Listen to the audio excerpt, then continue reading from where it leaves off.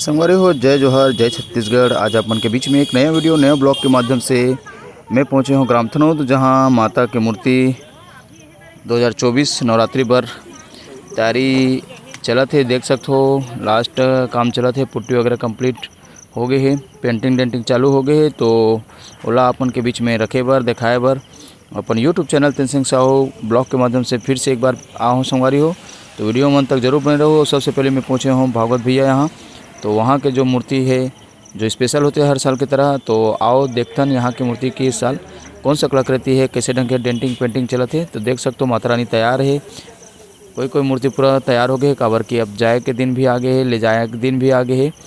काबर के 3 तारीख के 2024 की जो नवरात्रि है वो प्रारंभ होते। तो संगवारी हो अपन के बीच में नया वीडियो ग्राम थनौद के दुर्गा मूर्ति के ला हूँ, तो वीडियो मन तक बने रहो और पूरा वीडियो ला देखो संगवारी हो। और पसंद है बिल्कुल चैनल ला लाइक सब्सक्राइब करके वीडियो ला जरूर शेयर करो। धन्यवाद संगवारी हो।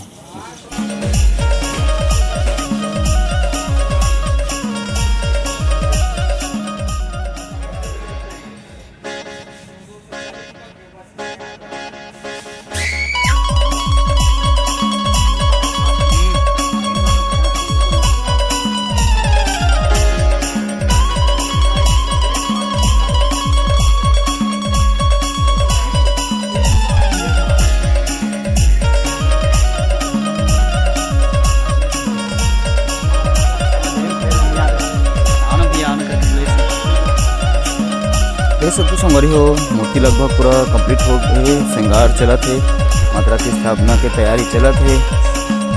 नया कलाकृति से मूर्ति बने हुए हैं।